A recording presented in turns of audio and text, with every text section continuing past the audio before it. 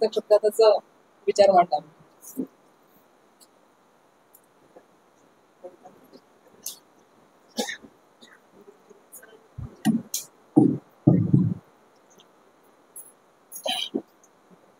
मंचाशी सर्व मान्यवर, असा भरपूर वेळ झाला आहे. मला वाटतं तुम्हाला सगळ्यांना मजा येऊन राहिलेली आहे, त्यामुळे सगळे बसलेले आहेत पक्के. तरी पण मी संक्षिप्तच बोलेल आणि बोलण्यासारखं 3 वक्त्यांच्या सारमध्ये सगळं आलेलं आहे. मला वाटते की या आणीबाणीमध्ये वेगवेगळ्या विचारांचे सर्व प्रकारचे मंडळी या लढ्यामध्ये सामील होती, ही आपण सगळ्यांनी गोष्ट लक्षात ठेवली पाहिजे. आणि याच्यामध्ये जवळपास 1 लाख लोकांनी भाग घेतला. जवळपास 100च्या वर लोकांनी बलिदान केलं. काही जेलमध्ये ठार झाले, काही जेलच्या बाहेर पण गेले. तर हे बलिदान पण आपल्याला लक्षात ठेवलं पाहिजे. आणि सामान्यातल्या सामान्य माणसांनी कोणत्या संघटनेशी पण जोडलेला नाही असा व्यक्ती पण तिथे रस्त्यावर होता. एक 12 वर्षाचा ओंकारनाथ नावाचा मुलगा, तो आणीबाणी विरुद्ध पत्रक वाढत होता, त्याला पोलिसांनी उचललं, खूप मारलं, 3 दिवस त्याला जेलमध्ये ठेवले. अशा अनेक घटना घडलेल्या आहेत.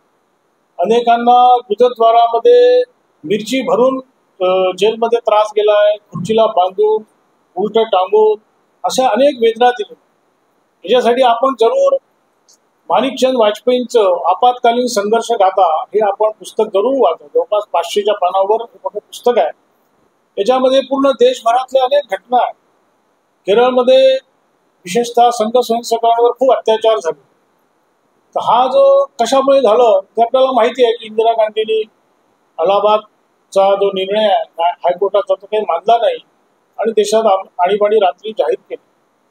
पण त्या काळामध्ये आपल्याला ते पूर्ण घटनाक्रम आणि वस्तुस्थिती ही जाणून घेतली पाहिजे की अशी कोणतंही राज्य असो, कोणाचंही येणारं सरकार असो, तर जनतेने सतर्क राहिलं पाहिजे.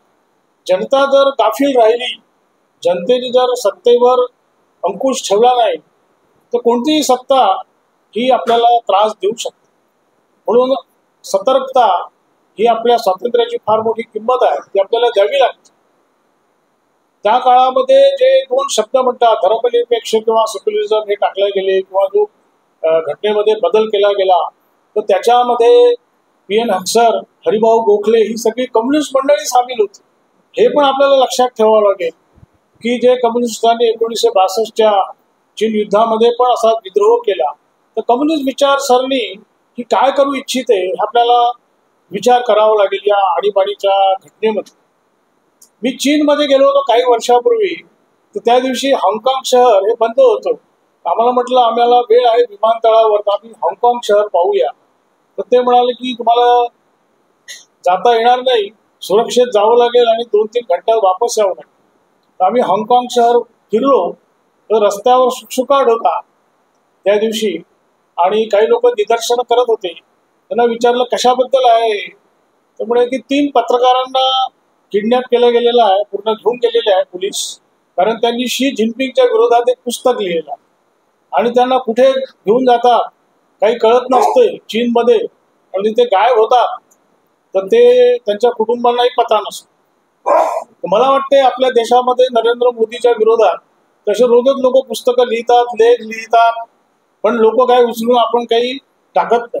त्यामुळे आपला देश हा चांगल्या प्रकारे लोकशाही देश आहे.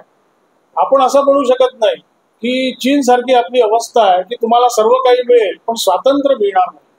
असं एक अबाधित स्वातंत्र्य आपल्या इथे आहे, पण त्या स्वातंत्र्याचा एक वेगळा मोठा एक विचित्र प्रकार आपल्या इथे झालेला आहे. ते चीन मधल्या एका म्हाताऱ्या माणसाने मला म्हटलं की भगवान बुद्धाच्या देशातून तुम्ही आलेले आहात, तर हा जो देश आहे हा देश आमच्या पुढे होता, आता हा मागे का आला आणि आम्ही आर्थिकदृष्ट्या प्रगत झालो.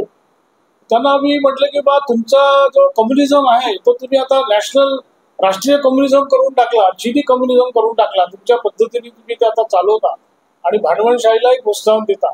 पण आमचा डेमोक्रेटिक देश आहे, लोकशाही देश आहे, पण आमचा अनकंट्रोल डेमोक्रेसी, आमच्या डेमोक्रेसीचा आमच्या लोकांनी फायदा घेतला आणि आमच्या देशामध्ये एक मोठ्या प्रकारचा भ्रष्टाचार पण. आज जसं सर्वांनी म्हटलं की 80 करोड लोकांना आपण धान्य का देतो, मला हा प्रश्न पडला होता.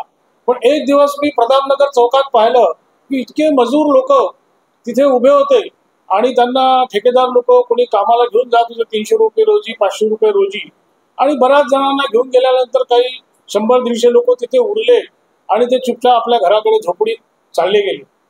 म्हणजे त्या लोकांना रोजगार, कोणतंही सरकार इतक्या लोकांना रोजगार देऊ शकत नाही, पण त्यांचं पोट तर भरलं पाहिजे, अशा लोकांसाठी ते धान्य. त्याच्यामुळे मला वाटतंय की आपण सगळ्या गोष्टींचा एक साकल्याने विचार केला पाहिजे.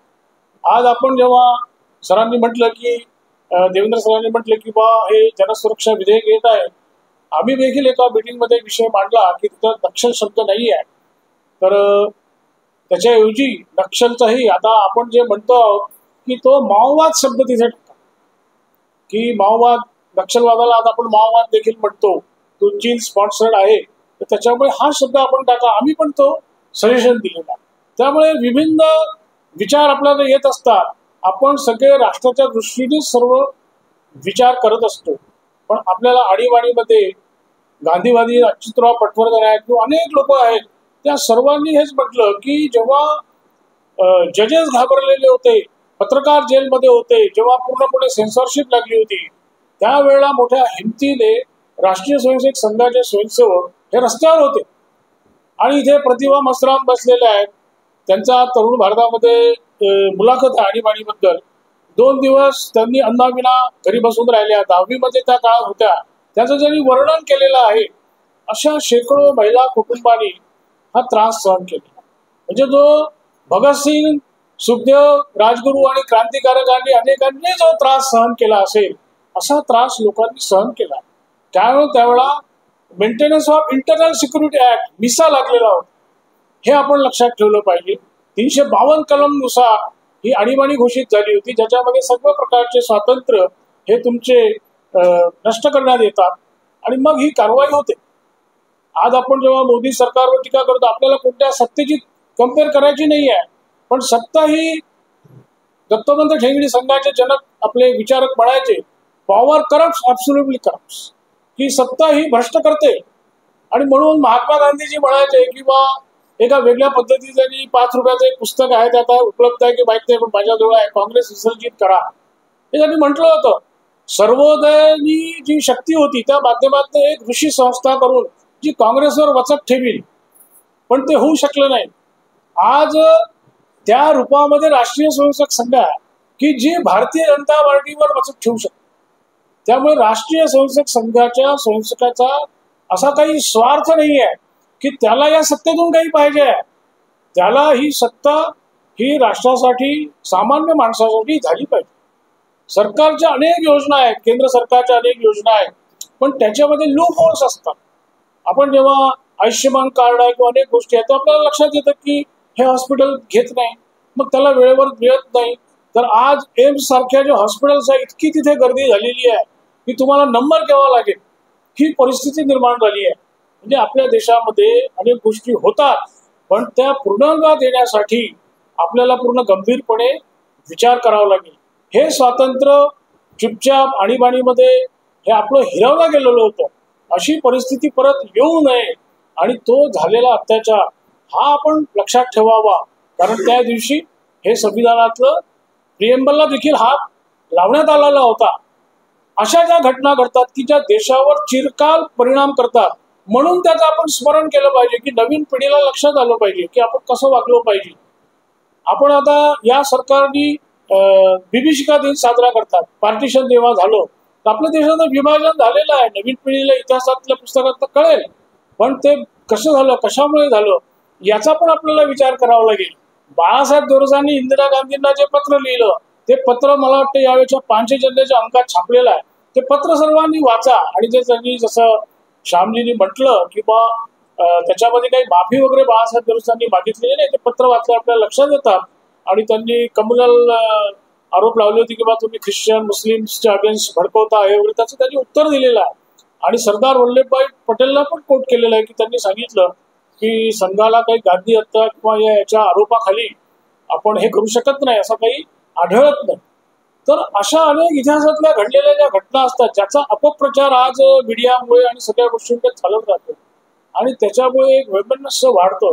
मला वाटतं ते आपण दूर केलं पाहिजे आणि एक चांगल्या पद्धतीचा स्वस्थ समाज स्वस्थ राष्ट्र आपल्याला करण्यासाठी या गोष्टींचा धडा घेऊन पुढे आपल्याला वाटचाल केली पाहिजे की अशी परिस्थिती परत घेऊ नये आणि परिस्थितीचं अचूक विश्लेषण पण केलं पाहिजे आणि खरोखरच कोणावर अन्याय झाला नाही पाहिजे की तो काही लिहितो किंवा तो काही काम करतो म्हणून तो देशद्रोही आहे असं मानण्याचं काही कारण नाही आहे.